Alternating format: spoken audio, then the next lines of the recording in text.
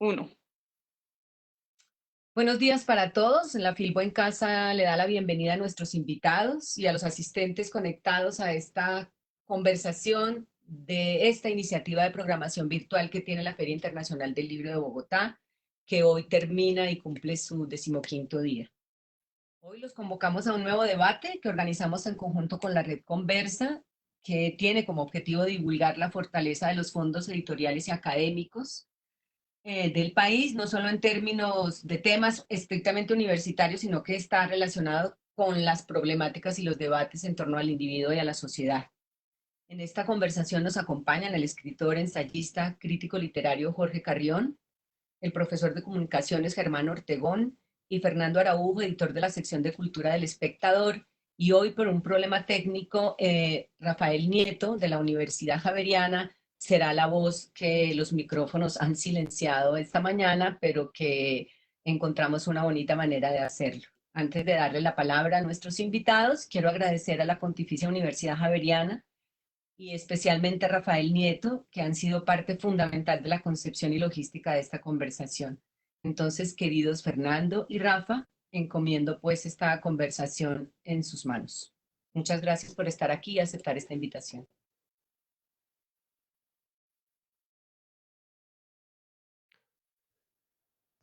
Olga, Jorge, Fernando y Germán, muy buenas tardes y días donde corresponda que esté cada una de las personas que nos oye y que participa en esta conversación. Los saludo desde acá, desde Bogotá, todos tan cerca pero tan lejos en este momento como tan complejo y al mismo tiempo tan fascinante que estamos pasando. Eh, pues nada, esta es una conversación que hemos pensado en la cual o queremos hablar sobre las fronteras y las ficciones que el periodismo va atravesando, dónde están trazadas las fronteras entre la transmedialidad y el oficio de periodista, y pues no se me ocurren tres mejores personas para hablar del tema. Así es que bienvenidos y bueno, eh, eh,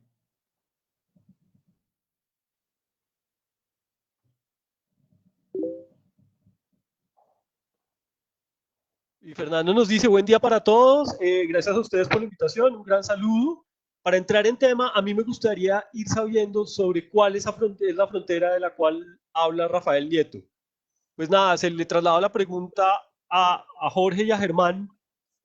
¿Cuáles entenderían ustedes que son las fronteras que tiene que atravesar el periodismo hoy en día? Quien quiera comenzar, bienvenido.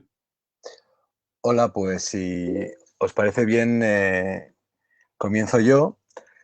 Yo diría que, en efecto, hay fronteras, hay límites que deben estar claros, al menos desde una perspectiva utópica. Es decir, no podemos creer que hay límites objetivos en la práctica del periodismo, pero sí que hay límites de algún modo deseables, ¿no? En ese sentido, yo creo, por ejemplo, que es conveniente mantener a raya, nunca mejor dicho, ¿no?, usando la frontera como metáfora, la ficción. Sabemos que todo acto de lenguaje, todo acto que implique lo metafórico y la representación implica también, de algún modo, ficcionalizar, pero yo diría que un periodista debe intentar a toda costa que ese ejercicio de ficción se reduzca al mínimo posible. Desde mi punto de vista, la objetividad no es una herramienta válida en periodismo. La objetividad es radicalmente imposible y yo siempre he defendido, en cambio, la idea de la honestidad, ¿no? Es decir, es imposible no hablar desde un punto de vista personal, es imposible no ser subjetivo, pero en cambio sí que es posible ser honesto y ahí evidentemente entra la poética y la ética de cada cual. ¿Cuál es el reto transmedia? El reto transmedia es intentar llevar a las herramientas de otros lenguajes visuales, audiovisuales, en Internet, gráficas, de dibujo, de todo tipo, esa premisa, ¿no? La premisa de que el periodismo siempre es generoso, el periodismo siempre piensa en el otro antes que en el yo, pero a la vez el periodismo siempre se formula desde un yo y para mí no tiene sentido ignorar o invisibilizar esa realidad, ese lugar de enunciación, ese punto de partida. Vale. Gracias, Jorge. Me uno a lo que planteas. En este momento histórico y desde hace muchos años se habla que la objetividad pues, no es un fin en el periodismo, sino la honestidad. Y finalmente todos los grandes medios y grandes periodistas finalmente se les reconoce por esa honestidad. Desde el mundo audiovisual, cuando siempre me he preguntado sobre dónde está esa frontera de la ficcionalidad y no ficcionalidad de la información. Y digo porque siempre, cada vez que prendemos una cámara, pues de una vez perdemos la objetividad en la idea de que ya estamos hablando de otra estética. Y esa estética a veces ni siquiera depende del realizador o del director, sino que en términos de información a veces está dependiendo mucho de lo que está narrando el camarógrafo si no hay una dirección desde este lado.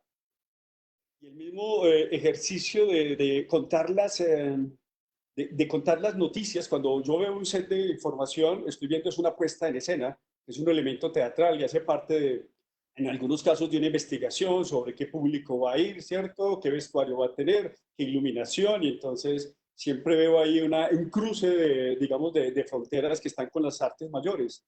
Hablamos del cine, hablamos del teatro, hablamos de la literatura que se mezcla en el audiovisual. Pero también desde aquí, desde el ejercicio periodístico en lo audiovisual, lo que pretendemos es que a partir de las fuentes y de tener muy claro esa honestidad de la que hablas, a partir de ahí es que tenemos injerencias dentro de nuestro público. Y creo que aquí también se hace muy importante el hecho de periodistas honestos, de medios honestos y de medios y periodistas que estén pensando en el público, buscando no transgredir y no agredir también al público como con ese material. Sin embargo, hoy día esa transmedialidad que nos está invocando, lo que desde los medios se hace mucho rato y es la utilización de estas otras herramientas que tenemos, desde la grabación, en este momento desde la animación, y hay cosa que ya lo estamos viendo, creo que lo vemos en todo el mundo, desde el medio audiovisual, y es la realidad virtual, cómo la realidad virtual nos está ayudando como a llevar y a traspasar esas fronteras, ¿cierto? De la realidad y a la ficción. Entonces creo que eso también se vuelve muy en esta carrera que estamos teniendo para poder cruzarnos sobre esa ficcionalidad de la realidad, respetar la veracidad, respetar las fuentes y respetar también a nuestro público. Yo creo que ahora mismo estamos todos los periodistas del mundo yendo a una fuente que es la página web de la Universidad Johns Hopkins, ¿no? Donde están en tiempo real los muertes y los contagios en todo el mundo, por países, etcétera, ¿no? Y yo en esa página web, en la página web de la Universidad Johns Hopkins, veo la máxima expresión del Big Data, ¿no? De cómo el Big Data se ha vuelto preponderante, fundamental en nuestra época en general y en la pandemia en particular.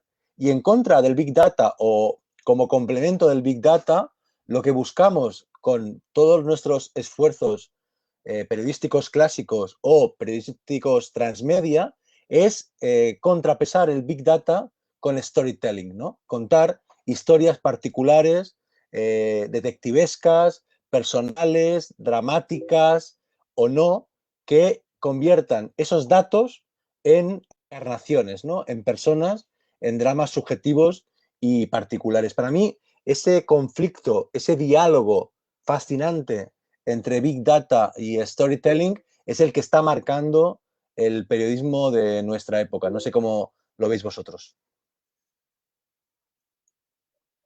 Yo creo que sí, Fernando, perdón, Jorge. Lo que vemos aquí, y creo que una herramienta que está utilizando el periodismo en este momento con ese Big Data, con esos datos que tenemos aquí, y creo que la herramienta que más se puede estar utilizando es el reporte. Aprovechando todos estos datos se hacen investigaciones realmente de fondo, que eso es lo que también estamos viendo en este momento, y la crónica, y ahí utilizando herramientas como la metáfora, que es prestada desde la literatura, cómo lo llevamos al audiovisual. Entonces creo que también ese es un gran ejemplo de cómo ficcionamos también la información.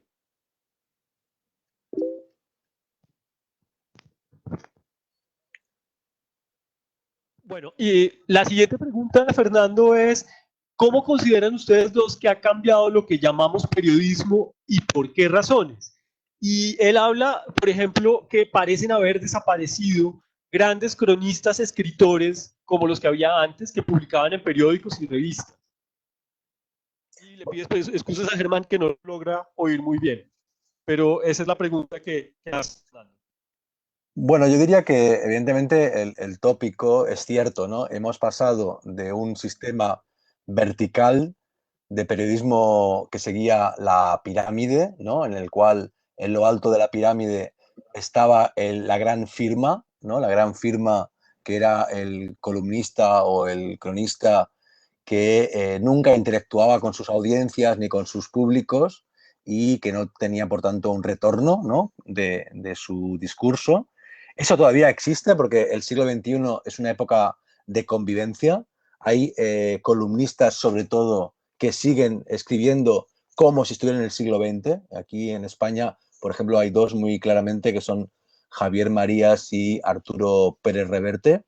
Pero a la vez hay otro tipo de figura que es más colaborativa, que es más horizontal y que en muchos casos es en red. Es decir, que son autorías colectivas, autorías complejas, proyectos de cooperación periodística que a mí me parecen mucho más interesantes y que realmente están narrando, por ejemplo, el caso de los feminicidios en México, el caso de la pandemia que estamos viviendo, con una polifonía que tiene mucho más que ver con el mundo contemporáneo que no esta figura totémica, eso, vertical, que es tan propia del siglo XX.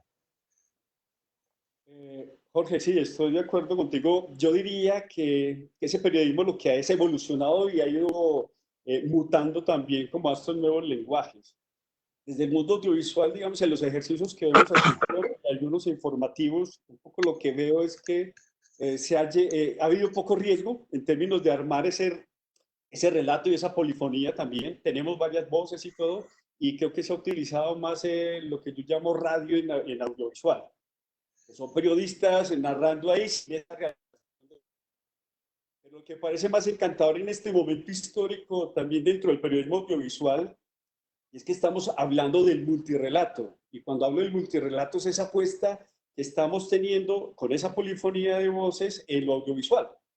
Ya solamente, como hablaba al comienzo, no solamente hablo desde un relato, desde la cámara, desde la iluminación, desde el texto, sino que también estamos proponiendo otros ejercicios, y es que además aparezcan estas otras voces, y esas voces van acompañadas en el caso, y como nosotros lo planteamos, y lo hice en algún momento en Canal Capital, en canal local de la ciudad, en ese momento lo que hacíamos es que teníamos de una misma historia, teníamos una versión que era un paisaje sonoro, y eso complementaba la historia y expandía nuestra historia también, pero de esa misma armamos una fotonovela, y cada historia tenía ese ejercicio de fotonovelas que eran realizadores que estaban además acompañando la grabación, pero además utilizando sus celulares para hacer fotografía.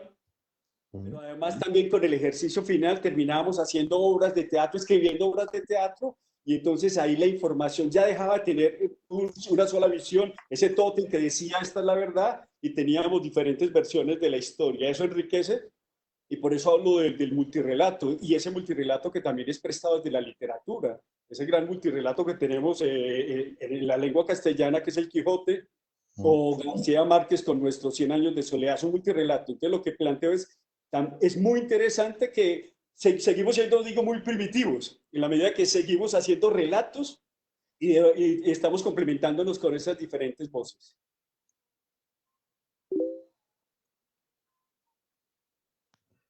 La pregunta de Fernando es si se pierde en aras de la credibilidad con ese incesante y contaminante bombardeo que sufrimos desde las redes en las salas de redacción.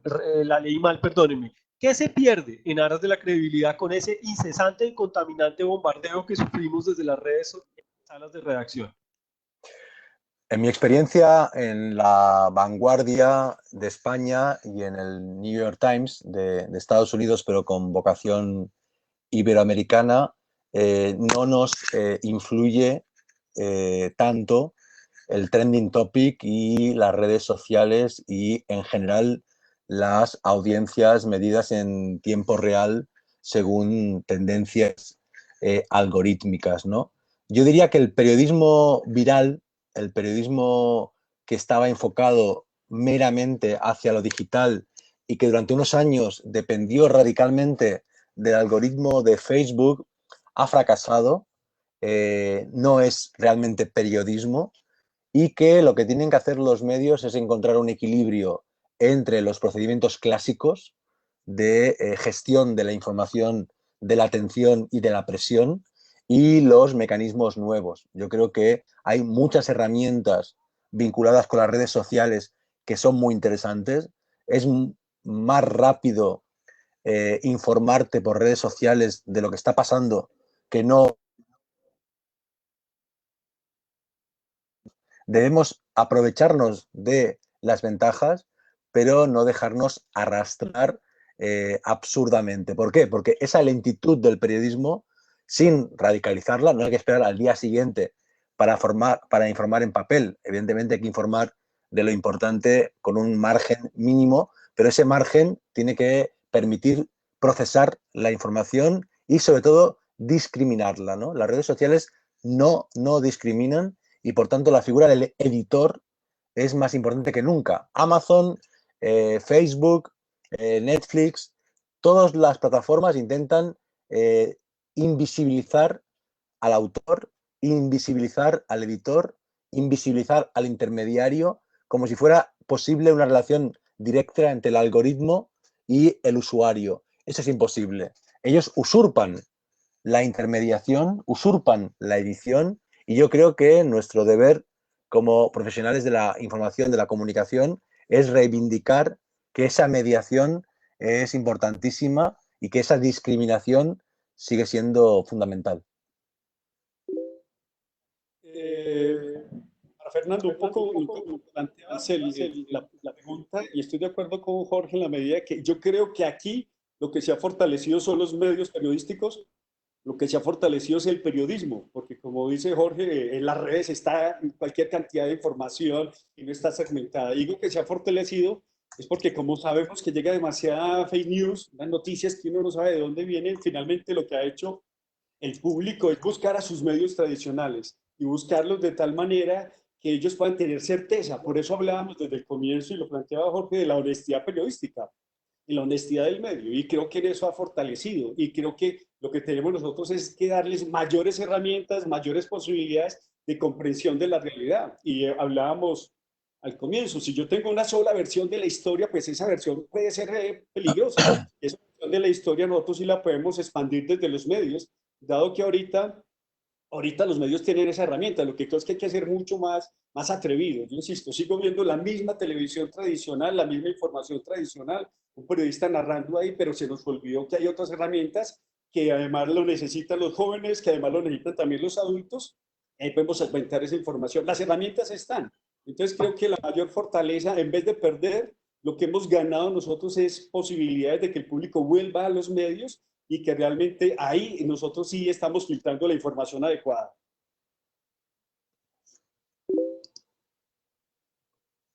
La siguiente pregunta es para Germán. Pregunta Fernando, desde las universidades, ¿qué clase de periodista, y sea esto lo que sea, están formando o promoviendo? ¿Y qué vendría a ser lo esencial en esa formación?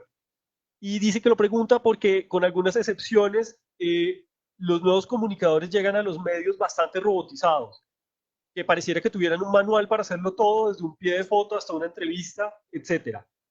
Entonces, esa pregunta va para Germán, pero por supuesto, si Jorge quiere intervenir, está abierto. Yo creo que ha habido un reto y es que estos jóvenes que son multitasking, cuando es multitasking, pueden hacer varias cosas al tiempo. Todavía yo tengo dudas si lo hacen a profundidad o no lo hacen a profundidad. Y lo que hemos buscado es la integralidad y que sea un ejercicio convergente, ¿cierto? La integralidad como narradores, y como narradores que narran desde la noticia, narran desde la crónica, narran desde el reportaje, desde la entrevista. Y esta posibilidad, lo digo porque nosotros sí venimos intentando formar jóvenes que entiendan todos los lenguajes, no un solo lenguaje. Y si yo veo hace, no recuerdo, hace 4 o 5 años, cuando el Grupo Semana le pide apoyo a la Universidad Javeriana porque quiere llevar todo este universo de periodismo digital para todos sus contenidos, pues finalmente lo que nos preguntamos con esos mismos directores y realizadores es cómo hacemos para entender todos estos lenguajes, y creo que por eso nuestros estudiantes, en el caso que conozco directamente la universidad, nos preparamos no solamente desde lo técnico, sino desde lo humano y desde lo periodístico. Y por eso, como dice Fernando, todos pueden escribir un pie de foto, claro que sí, todos pueden hacer una fotografía que narre, claro que sí. En este momento todos los estudiantes que eligen por lo menos el área de periodismo, sí tienen esas capacidades y finalmente están trabajando un semestre y 2 semestres solamente en la implementación y en el desarrollo de estos. Creo que los medios actuales se están exigiendo de periodistas transversales y también comunicadores muy integrales, que podamos recibirlo. Lo veo en el diario El Tiempo, por ejemplo, o ustedes mismos en El Espectador, donde hacen la versión para el periódico impreso, hacen la versión para el .com y hacen la versión también para el canal del Tiempo o City TV. Entonces estamos ya en esos diálogos de los medios. Ya no es, yo considero que ya no es exclusivamente ser muy buen escritor, lo digo desde mi experiencia. Yo empecé en el periodismo porque quería escribir y terminé haciendo audiovisual 25 años después. En mi caso, yo trabajo en el máster en creación literaria de la Universidad Pompeu Fabra de Barcelona y, por tanto, formamos a escritores. Pero tenemos una asignatura de no ficción que imparten Robert Juan Cantabella, Martín Caparrós.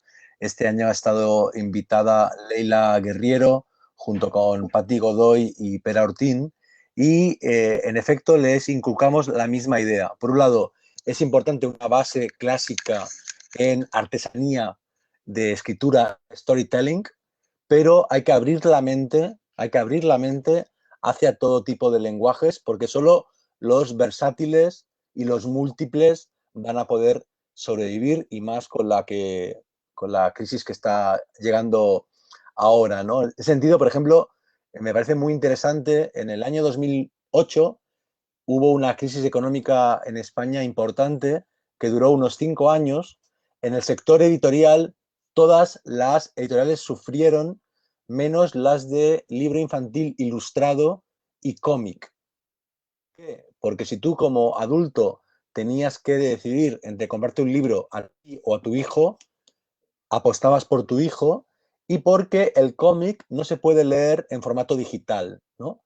Quiero decir que de pronto un periodista que puede contar historias dibujadas con visual thinking, con cómic, con viñetas, con opinión dibujada, hacer animación, hacer storyboard, tiene más posibilidades de sobrevivir en este ecosistema tan competitivo y difícil que un periodista que solo sabe escribir, aunque lo haga muy bien. De modo que yo recomiendo aprender a editar con tutoriales de YouTube, vídeo, aprender a hacer fotografía, tener una mente lo más abierta posible a otras estrategias de comunicación, porque sin duda no es demasiado fácil hoy día sobrevivir si no es desde el multitasking de calidad. No se trata de hacer muchas cosas mal, sino de hacer una, dos o tres bien e intentar encontrar con ahí una fórmula exitosa que refuerce, digamos, tu marca personal como comunicador.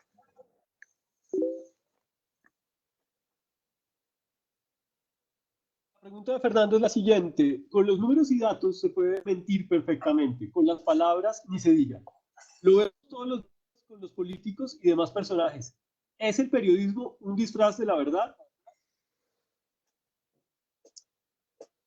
Nos ponemos metafísicos.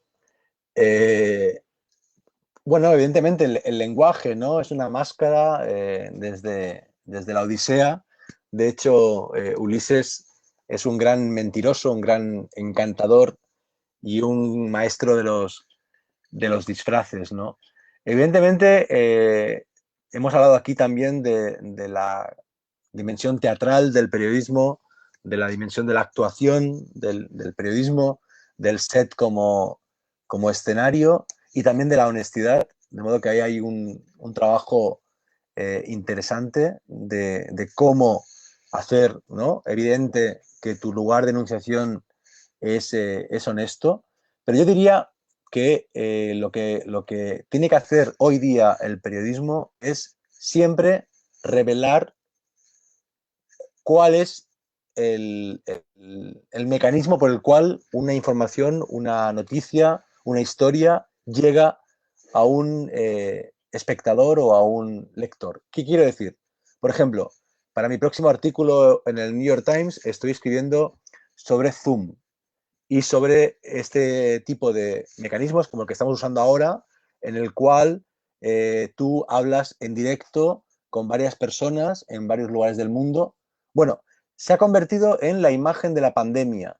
Durante los primeros días fue la mascarilla y ahora el modo de retratar la realidad es con fotografías de pantallas en que se ven políticos, científicos o personas en un funeral o en una fiesta en una pantalla de Zoom.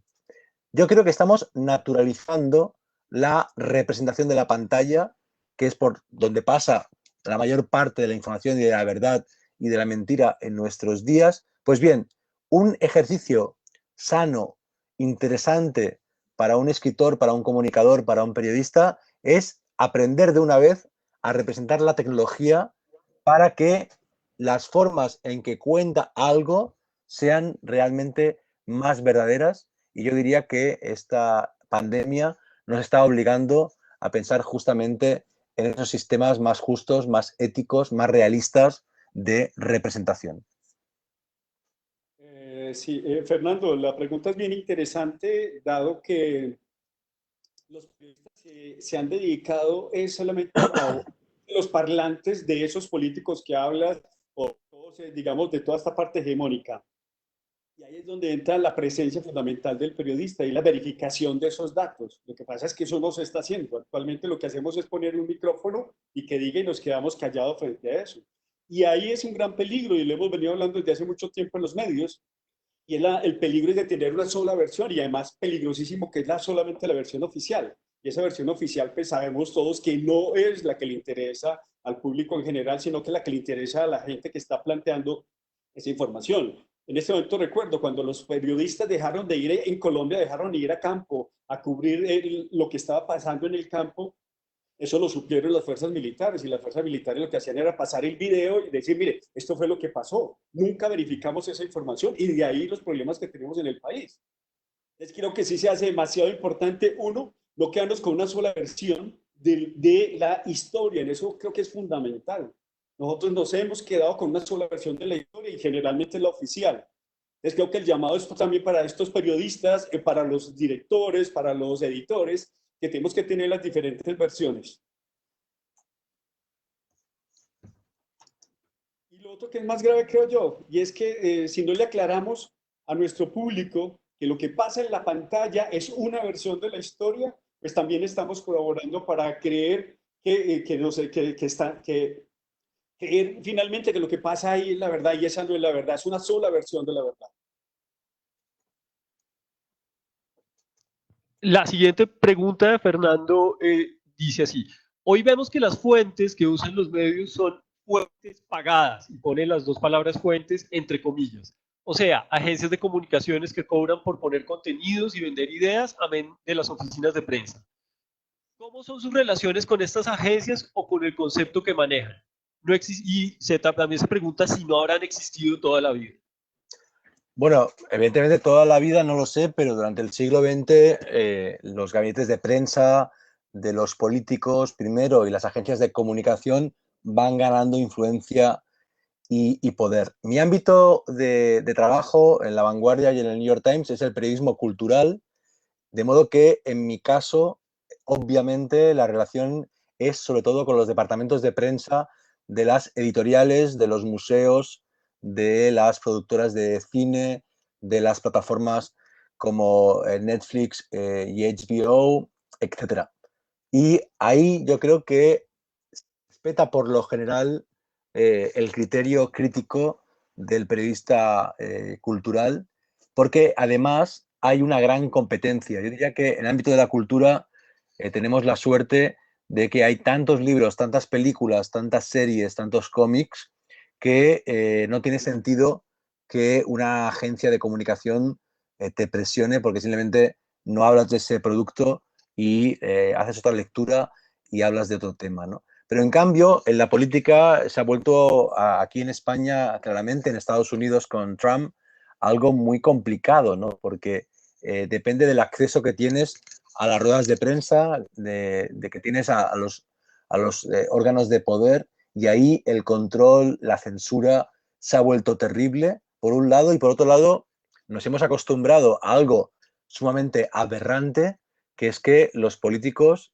den declaraciones, primicias, decisiones por Twitter, ¿no? Twitter se ha convertido en un simulacro de sala de prensa en la cual millones de personas tienen acceso a una información privilegiada en tiempo real cuando la mediación, ¿no? El intermediario debería haber sido en el mundo de ayer, en el mundo del siglo XX, el periodista que iba a la rueda de prensa y recibía directamente esa declaración.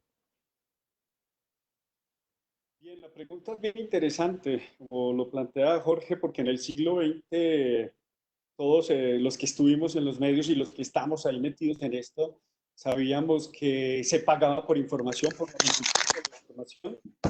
Cuando diga se pagaba era que habían periodistas y habían medios que recibían por ese tema. Y luego pues se utiliza a partir de las agencias empiezan a mediar entre la fuente y el medio, y luego se utiliza el publireportaje, no solamente en la prensa escrita, sino también en lo audiovisual, y luego aparece todo este tema de responsabilidad social, y entonces publicidad no es ninguna responsabilidad social del medio, sino que es una empresa o una entidad pagando para contar qué es lo que está haciendo. Y ese tema, finalmente creo que lo que ha faltado es claridad de los medios con el público, de que se está recibiendo el pago por esa información, o sea, para ser transparentes, seguir siendo honestos, porque no todo el mundo se come el cuento, no todo el mundo cree que lo que pasa ahí en ese informativo o lo que está leyendo, pues es información realmente de interés público, aunque sea el interés exclusivamente en este momento de los medios. Cuando hablaba Jorge sobre la utilización de las redes, digamos, para dar información, pues claro, lo que han hecho todos estos políticos, sobre todo hacerlo es porque aquí no van a tener ninguna interferencia. Finalmente, ¿qué le dicen ellos? Bueno, le doy la información de primera mano, yo soy la fuente. Y fuente primaria, ¿cierto? Y esa fuente primaria pues está ahí. Pero el público no sabe qué es esa información, la están dando hay una necesidad exclusiva de ellos.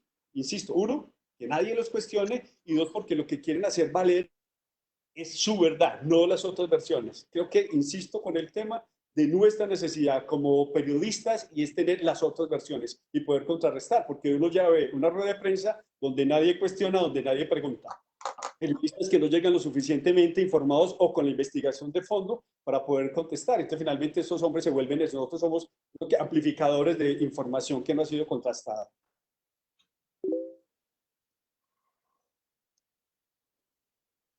Bueno, la siguiente pregunta de Fernando dice, yo siento que los periodistas somos bastante idiotas útiles de todas esas grandes empresas de las que habla Jorge Carrión, productoras, editoriales, etcétera. Terminamos dándoles voz a los mismos, cual acaba siendo muy irónico en una supuesta época de apertura. ¿Cómo volver a decidir por nosotros? ¿Somos conscientes de nuestra función de idiotas útiles o ustedes?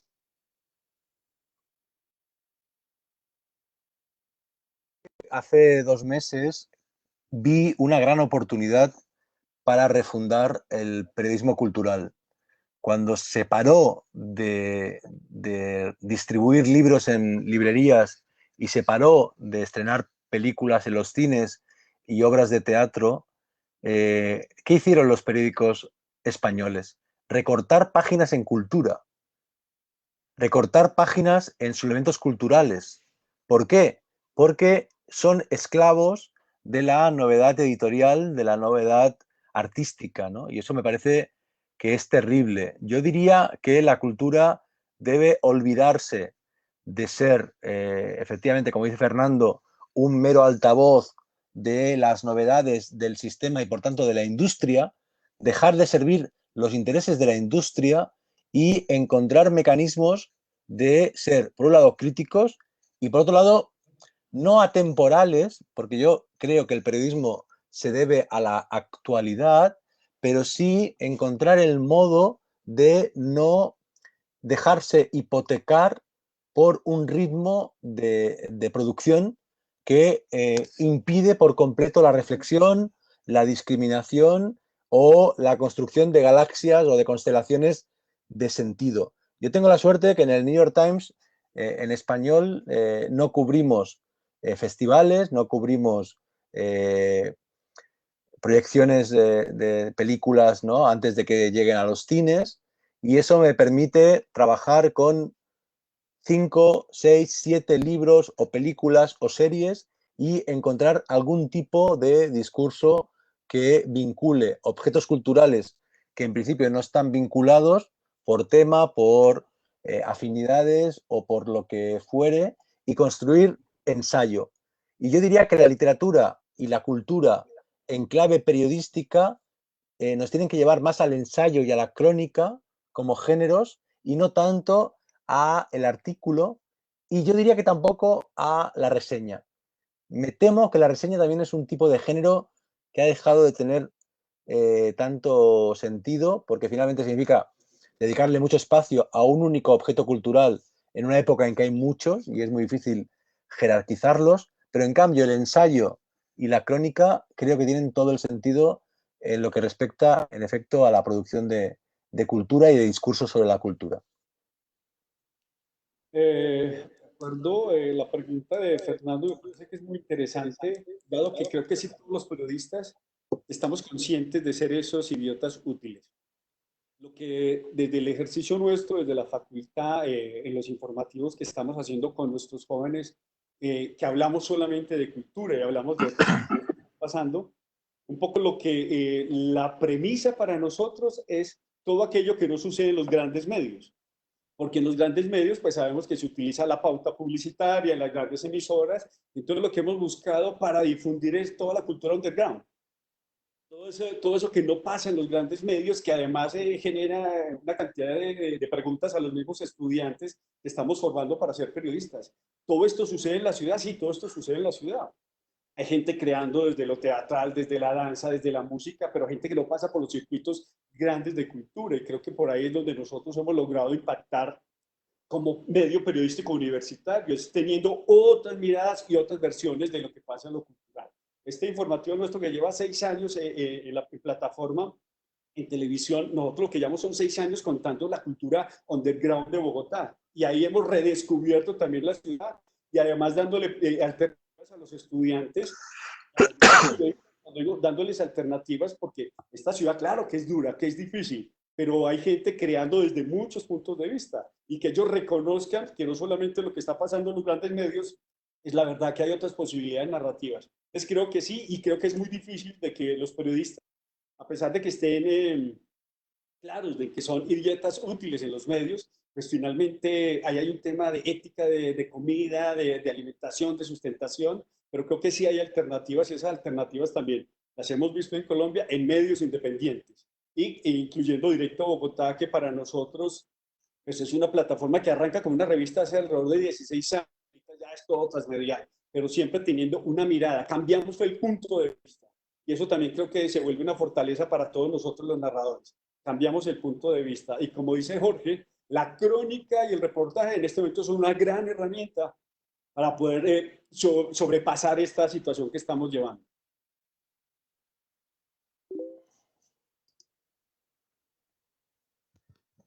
Fernando pregunta, suelo preguntarles a los periodistas, ¿para qué son los periodistas?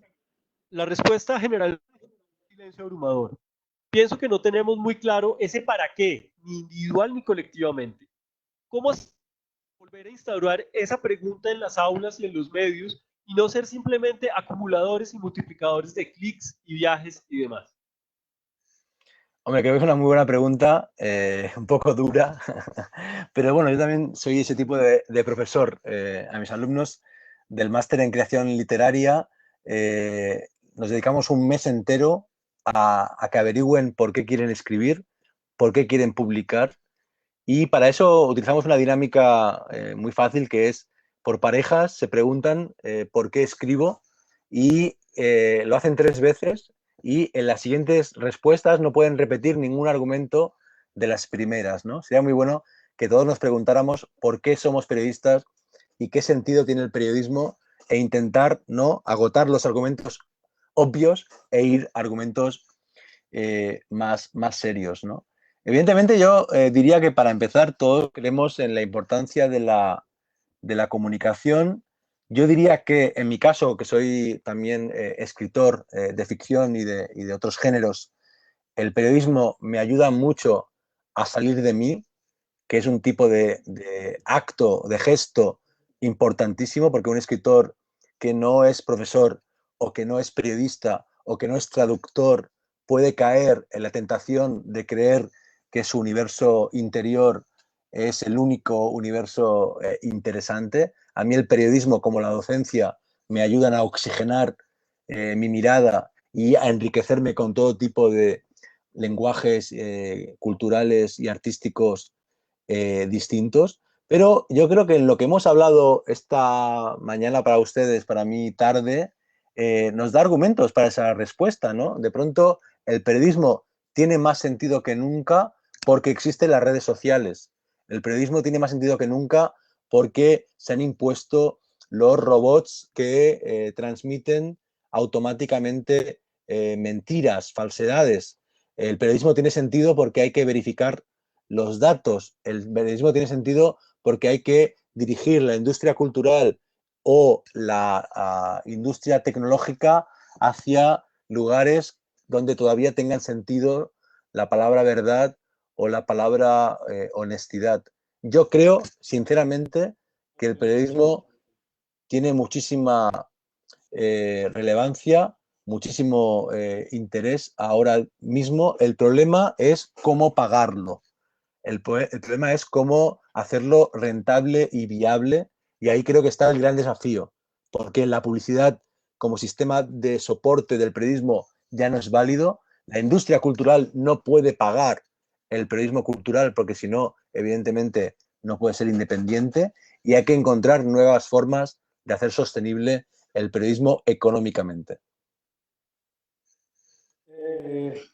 Bien, yo creo que hay una gran pregunta y es lo que me sucede cuando llegan ya a mi materia los estudiantes, no solamente cuando hablamos de la especialización de televisión, que ahí era la gran pregunta de este ejercicio de ser periodistas, que había alguna coincidencia. Es uno, el servicio a la comunidad, en términos de poder difundir lo que estaba pasando y compartir entre todos, que para mí también ese servicio a la comunidad desaparece en algunos de los medios, por lo que ya hablábamos. Y hay una cosa que me parece mucho más bonita, siendo narrador como soy también, y es el tema de que lo que querían era contar historias. Y a partir de contar esas historias, ellos decían que a partir de estas historias lo que lográbamos encontrar eran gestos de humanidad. Y esos gestos de humanidad era poder llegar muy, muy adentro de sus personajes, y en ese adentro sus personajes un poco les devolvía la esperanza. Y les devolvía la esperanza en un mundo que pareciera que está dedicado a quitarle la esperanza a los jóvenes. Es un mundo invivible, es un mundo donde no se puede salir de casa, que igual estaba ahí, y finalmente pues todos sabemos, es muy peligroso vivir, y cuando digo es muy peligroso vivir es porque despertamos y ya estamos corriendo peligro. Pero esa responsabilidad que vemos y que creo que estoy encontrando en los estudiantes nuestros de pregrado y de posgrado, como lo decía, es la necesidad de ellos, insisto, de narrar, y creo que en eso se ha vuelto fundamental la estrategia de volverlos integrales, para que puedan narrar de diferentes maneras. Yo sé muy bien, pero entonces despierto todo mi ánimo desde la imagen, y desde la imagen trabajo mi voz también para poderlo lograr. Entonces creo que por ahí, para ellos, en el caso nuestro, es tener esperanzas en la vida. Para eso sirve el periodismo, un poco ayudarle a la comunidad y devolverle la esperanza a esa misma comunidad a la que pertenece. En este ejercicio, digamos, ahorita desde la pandemia, lo que estamos contando son historias de la comunidad. Ya son historias que se quedan en la cuadra, ¿cierto? Se quedan en la vecindad a partir de las redes. Y ahí también seguimos armando ese multirrelato. Pero pienso que lo importante aquí es seguir conservando que nosotros lo que tenemos es una función social y es esclarecer y contar lo que está pasando en el mundo a partir de la responsabilidad, a partir de la honestidad.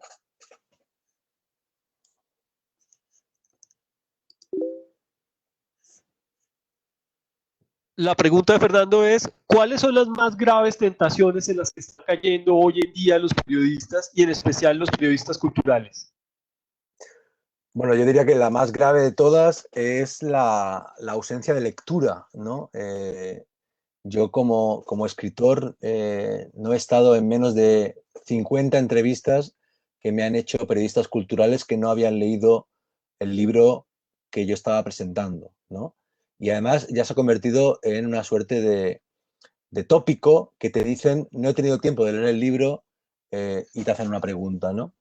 Yo diría que por eso es tan importante lo que hablábamos de la selección y la figura del editor, ¿no? El editor clásico que tiene un panorama de la producción cultural en la cabeza, que tiene una ética y una poética y sabe qué tipo de libros, qué tipo de películas, qué tipo de obras teatrales hay que destacar y cuáles no. Por ejemplo, porque, bueno, pues por ejemplo, porque hay un criterio underground, ¿no? En el medio, como hemos comentado, o por ejemplo, porque hay una voluntad iberoamericana, ¿no? Yo en el New York Times no puedo hablar de una obra de teatro o de un libro que solo es importante en Barcelona, porque mis lectores son de toda América Latina y de España, ¿no? Entonces, yo creo que la figura del editor o del periodista como editor de sí mismo, que intenta escapar del trending topic, de el hype, de la novedad, de la agenda de las industrias y encontrar su propia poética y su propia ética para discriminar, para separar el grano de la paja, es importantísimo. Y, ¿por qué no? Hay que decirlo, hay que hablarlo. La industria cultural está sobornando de algún modo a los periodistas. Cuando te invitan a un viaje de promoción, ¿no? A otra ciudad, cuando te invitan a una preestrena que tiene que ver con una entrada muy cara, ¿no? Cuando, eso es muy, muy gracioso, cuando se publica un libro caro, un libro que vale $100, todos los periodistas culturales hablan de él. ¿Por qué? Porque lo han recibido. Y aunque el editor no les diga nada, ellos entienden que es un regalo y que tienen que corresponder a ese regalo, ¿no?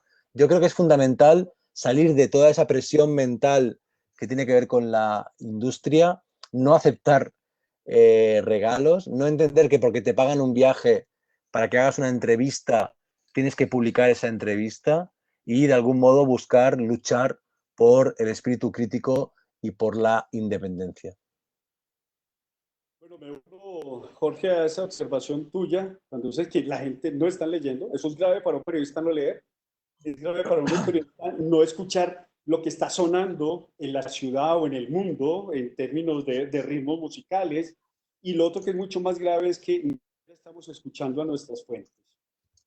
Para mí es de vital importancia que los periodistas culturales lo que tienen que hacer es no pasarse la vida, porque además muchos se les ha tocado dedicarse solamente al escritorio y a recibir llamadas y a recibir todas las propuestas que vienen, boletines desde este lado. Y cuando digo no debe pasarse la vida, ya la vida tiene que pasar en la calle o tiene que pasar escuchando otra manera de otros narradores.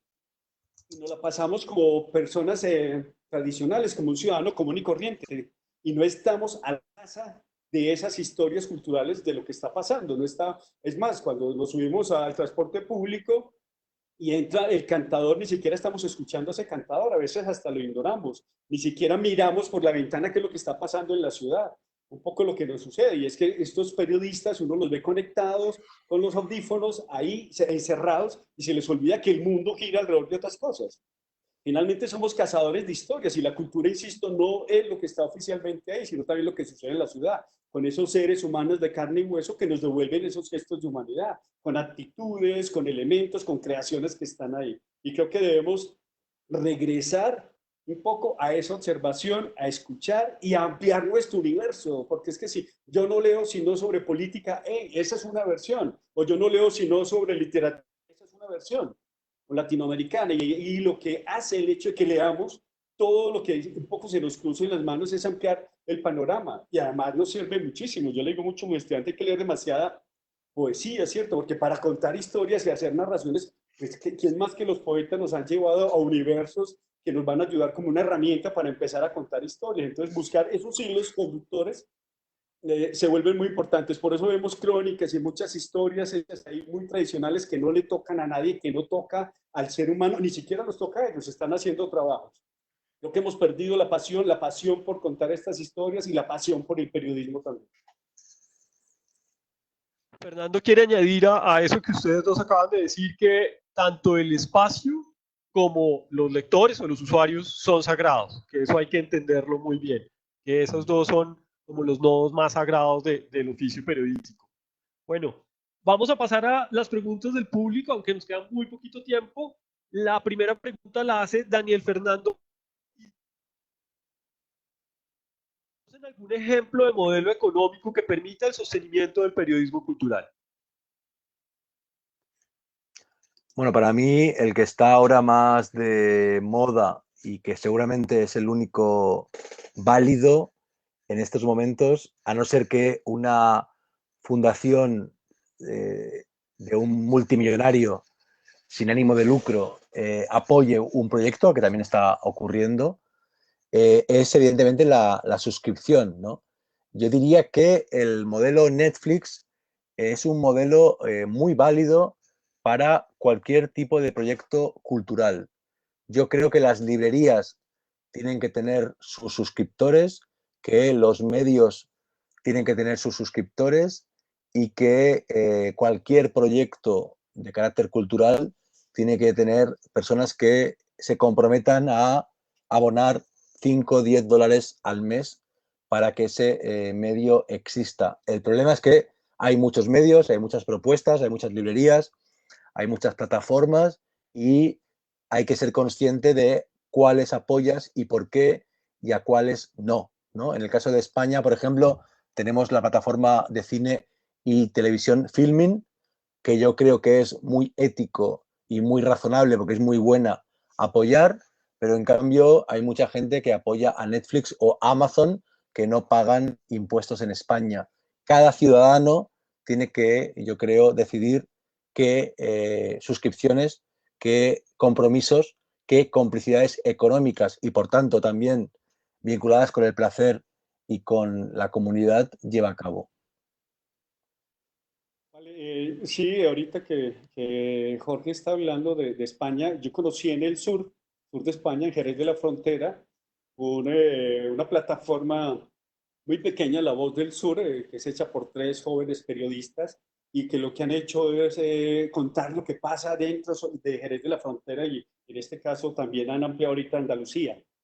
Ellos han logrado que los suscriptores están abonando, no recuerdo si son 5 euros mensuales, que ellos puedan hacer su trabajo y han logrado como sustentar, ya llevan alrededor de 3, 4 años haciendo ese trabajo. Pero también lo que plantea Jorge, y creo que deberíamos pensar en la ética ciudadana, y es esa responsabilidad que también tiene el ciudadano con los medios, con estos medios que les interesan, de cómo apoyar estos medios que también comparten otro tipo de información, y esta información, digamos, que no tiene compromiso ni político, ni económicos, ni culturales, como lo que hablaba Jorge. Entonces, creo que sí es posible, hay que generar estrategias, hay que crear públicos, como lo han hecho todos los medios, y eso genera tiempo y genera un gran esfuerzo. Pero la única manera también creo que si encontramos un punto de vista diferente a los medios tradicionales, también por ahí podríamos empezar a tener afluyentes o a tener público propio.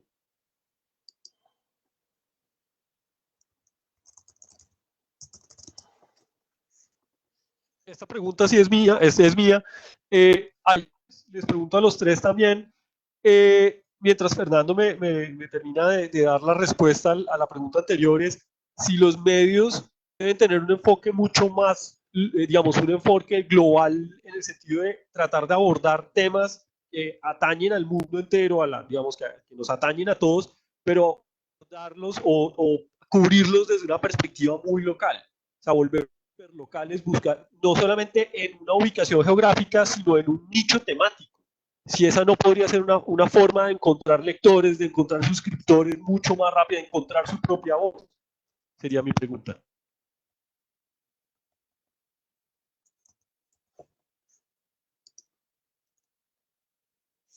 Eh, ¿Yo? Bueno, la verdad es que sí, evidentemente. O sea, yo creo que el periodismo y los medios tienen que hacer ese tipo de esfuerzo, ¿no?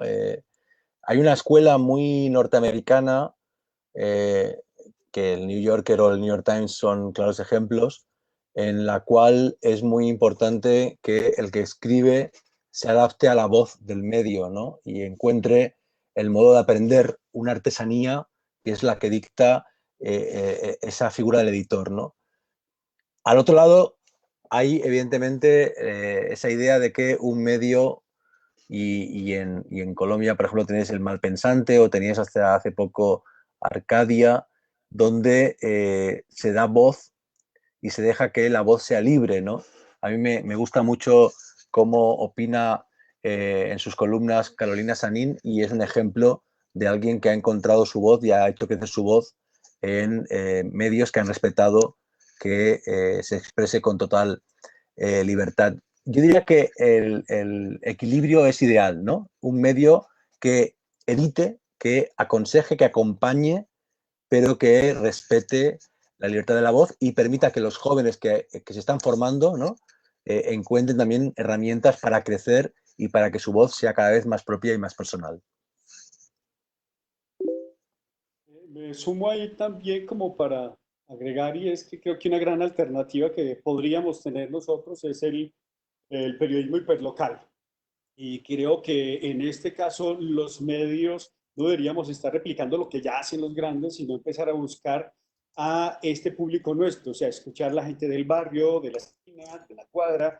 ¿Y eso para qué? Para que la gente pueda tener un reconocimiento en su medio, porque lo que nos está sucediendo es que la gente no se está viendo representada en estos grandes medios. Ellos están encargados, digamos, de lo global. Pero esa localidad es la que nos puede llevar también a esas historias locales que se vuelven universales. Y como dice Jorge, eso lo logramos cuando los periodistas encuentran su propio estilo, llamémoslo así, estilo narrativo, y ahí logran tener ese reconocimiento.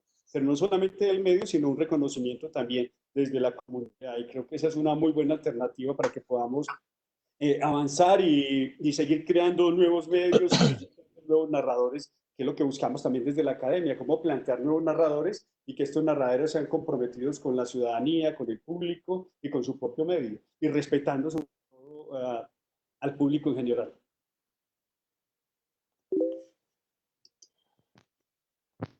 Bueno, y Fernando contesta a la pregunta. Para mí, la mayor solución económica es la suscripción en general. Lo irónico es que los mismos periodistas no quieren entrar en ese juego. Prefieren los clics en general, tal vez porque han crecido en el inconsciente con la idea de los clics y es todo un trabajo borrársela. Y hablo que no les gusta que les cierren los contenidos. Pues esa era la respuesta de Fernando. Pues con esto vamos cerrando y vamos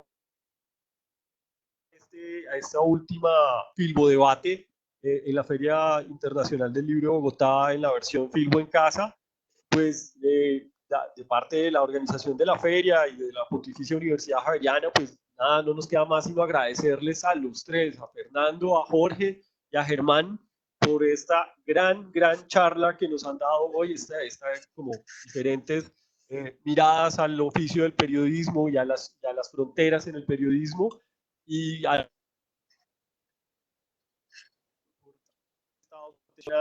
estante. Pues nada, vamos, ¿alguno de ustedes quiere cerrar con alguna observación? ¿Quiere cerrar de alguna forma? Yo solo quiero dar las gracias por la invitación, por haber mantenido el espíritu. Yo tendría que haber estado ahora en Bogotá, en la Filbo, presentando mi nuevo libro contra Amazon, que es un libro que quiere defender las librerías, y en estos momentos creo que las librerías necesitan nuestro apoyo, nuestra solidaridad, y ya que no he podido ir en persona y no sé cuándo podré volver a Colombia, pues me ha encantado, por supuesto, conversar con vosotros sobre periodismo. Sabéis, es una de mis pasiones. Muchas gracias a todos, también a los que han estado al otro lado de la pantalla escuchándonos. Bueno, también me uno a ese agradecimiento por la invitación y la maravillosa conversación de compartir qué pasa a este lado del Atlántico, como dicen en España, del Atlántico, ¿cierto? Y qué es lo que está pasando aquí y allá. Y también decirles que sí hay soluciones, que el periodismo no está muerto, que ni el audiovisual está muerto, es el momento más importante en el periodismo. Entonces, bienvenidos a que nos reinventemos todos desde nuestras propias miradas.